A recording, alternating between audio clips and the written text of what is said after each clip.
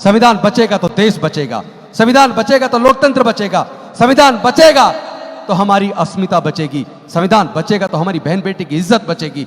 दुश्मन तो यहां घर में है, आस्तीन में सांप पाले हैं। सरकार के अंदर बैठकर भारत को तोड़ने के सपने देख रहे हैं कि जो सोच देश के प्रधानमंत्री जी की है वो उन्होंने डायरेक्ट अपने मुंह से ना कह के अपने आर्थिक सलाहकार परिषद के चेयरमैन से कहलवा दी हो। लेकिन आज लोगों ने दंगों को सरकार बनाने का एक माध्यम बना लिया है। दंगों में याद रखना, किसी धर्म या जाति के लोग नहीं मरते। आज देश के प्रधानमंत्री की आर्थिक सलाहकार परिषद के चेयरमैन देश के संविधान को बदलने की बात कर रहे हैं। हम सब लोग कहते हैं हमारे साथ जातिगत उत्पीड़न होता है।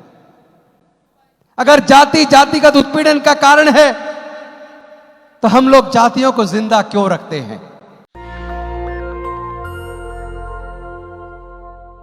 सबसे पहले दुनिया को समता, स्वतंत्रता, बंधुता, न्याय, प्रज्ञाशील, करुणा और मैत्री का संदेश देने वाले तथागत भगवान बुद्ध और डॉक्टर बाबा साहेब अम्बेडकर जी के चरणों में कोटि कोटि नमन करते हुए, सभी महापुरुषों के चरणों में कोटि कोटि नमन करते हुए, मिशन जय भीम की पूरी टीम और यहाँ आए हुए सभी साथियों को, माताओं, बहनों को, बच्चों को क्रांतिकारी जय भीम विनम्र नमो बुधाय। और मैं माफ़ी चाहता हूँ उन साथियों से जिनका 2 बजे से प्रोग्राम चालू होना था। हमारा प्रोग्राम थोड़ा लेट शुरू हुआ तो मैं आज अपना भाषण छोटा कर देता हूँ, केवल 5 मिनट का। आज जो देश के अंदर हालात है वो बहुत खतरनाक है। पहले कुछ लोग जो धर्म के नाम पर बड़ी बड़ी कुर्सी पे बैठे होते थे वो लोग दंगे कराया करते थे, लेकिन आज लोगों ने दंगों को सरकार बनाने का एक माध्यम बना लिया है। इससे ज्यादा देश के लिए, भारत के लिए कोई शर्म की बात हो नहीं सकती। इससे बुरा समय भी नहीं हो सकता जब खुद सरकारों के द्वारा प्रायोजित दंगे हो जाएं, चाहे वो उत्तरी पूर्वी दिल्ली का दंगा हो, चाहे वो मणिपुर का दंगा हो, चाहे नूह का दंगा हो। दंगों में याद रखना, किसी धर्म या जाति के लोग नहीं मरते, दंगों में इंसानियत मरती है। आज देश के प्रधानमंत्री की आर्थिक सलाहकार परिषद के चेयरमैन देश के संविधान को बदलने की बात कर रहे हैं। उनके अंदर इतनी हिम्मत आ कहां से गई? कहीं ऐसा तो नहीं है कि जो सोच देश के प्रधानमंत्री जी की है वो उन्होंने डायरेक्ट अपने मुंह से ना कह के अपने आर्थिक सलाहकार परिषद के चेयरमैन से कहलवा दी हो? तो ध्यान रहे, हम लोग डॉक्टर बाबा साहेब अम्बेडकर के बच्चे हैं। हम किसी कीमत पर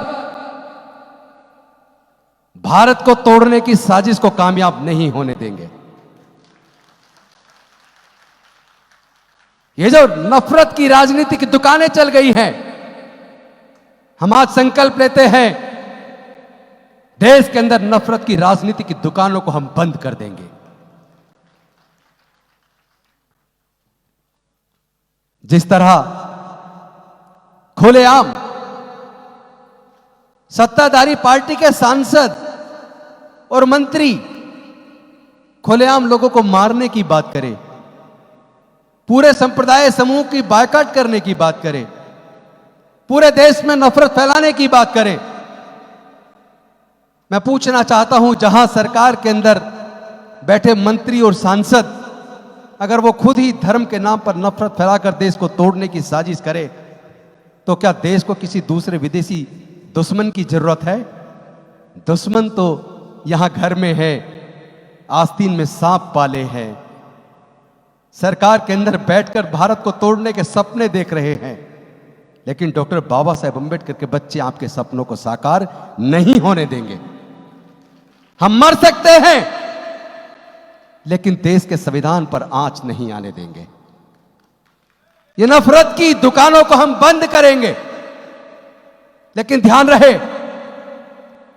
हम सब लोग कहते हैं हमारे साथ जातिगत उत्पीड़न होता है। अगर जातिगत उत्पीड़न का कारण है तो हम लोग जातियों को जिंदा क्यों रखते हैं? हम जातियों को खत्म क्यों नहीं कर देते? अगर जाति खत्म होगी तो जाति की वजह से होने वाला उत्पीड़न भी खत्म होगा। लेकिन अगर जातियां जिंदी रहेंगी तो जाति के आधार पर होने वाला उत्पीड़न भी जिंदा रहेगा। जो लोग जातियों को जिंदा रखेंगे वो जातिवाद को जिंदा रखने की जिम्मेदारी अपने सर पे लें। आज भारत को बचाने का समय आ गया है। देखना होगा कौन कौन अपने आप को कुर्बान करने को तैयार है। भारत विविधताओं का देश है। हर 50 किलोमीटर भाषा संस्कृति बदल जाती है। इतने सारे धर्म, इतनी सारी जातियों को बांध के रखने का काम बाबा साहेब के संविधान ने किया। आज उसी संविधान को खत्म करने की बात चल रही है और वो भी सरकार के द्वारा चल रही है। Basic structure of Indian constitution को वायलेट किया जा रहा है।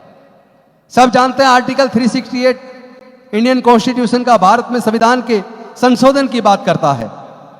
लेकिन केशवानंदन भारती की जजमेंट में सुप्रीम कोर्ट ने 13 जजों की बेंच ने स्पष्ट कर दिया कि जो संघीय ढांचा है, फंडामेंटल राइट्स हैं, directive principle of state policy है, कार्यपालिका, न्यायपालिका और उसके साथ साथ विधायिका, इन तीनों को जो सेपरेट पावर्स है, इंडिपेंडेंसी है, उसको तोड़ने की जो साजिश, जो बेसिक स्ट्रक्चर को किसी भी कीमत पर बदला नहीं जा सकता, 13 सदस्यीय बेंच सुप्रीम कोर्ट की तय कर चुकी है। लेकिन आज केंद्र के अंदर बैठे हुए जो नफरत की बात कर रहे हैं उसको रोकना होगा। देश को टूटने से बचाना होगा। हमें अपने आप को एकजुट होकर इस लड़ाई को लड़ना होगा। संविधान बचेगा तो देश बचेगा, संविधान बचेगा तो लोकतंत्र बचेगा, संविधान बचेगा तो हमारी अस्मिता बचेगी, संविधान बचेगा तो हमारी बहन बेटी की इज्जत बचेगी, संविधान बचेगा तो भारत की अखंडता बचेगी। वरना भारत फिर से जैसे आजादी से पहले 562 रियासतों में बटा था, फिर से भारत बट जाएगा और भारत को बांटने और तोड़ने की साजिश की जिम्मेदारी केंद्र की सरकार की होगी। इन्हीं शब्दों के साथ, चूंकि ऑलरेडी जिनका प्रोग्राम है उनकी तैयारी चल रही है, वो लोग देख रहे हैं कब हम खाली करें, कब उनका प्रोग्राम शुरू हो। तो मैं तो बोलता रहता हूं, आज आपने जो उत्साह दिखाया और जो 3 साल की जो यात्रा भी हमने देखी, इसको देखकर मैं भाव विभोर हूं। आपसे निवेदन करता हूं, आप सब लोग बाहर चल के खाना लेंगे, उसके बाद 2 लाइनों में और पूरे अनुशासन के साथ 26 अलीपुर रोड तक चलेंगे।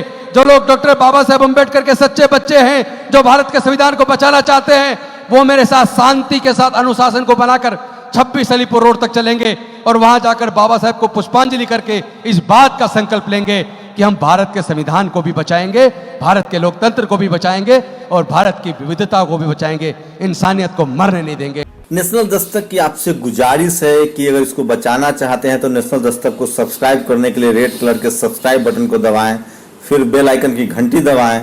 नेशनल दस्तक को बचाने के लिए बहुत जरूरी है कि हर खबर को शेयर करें, लाइक करें, कमेंट जरूर करें।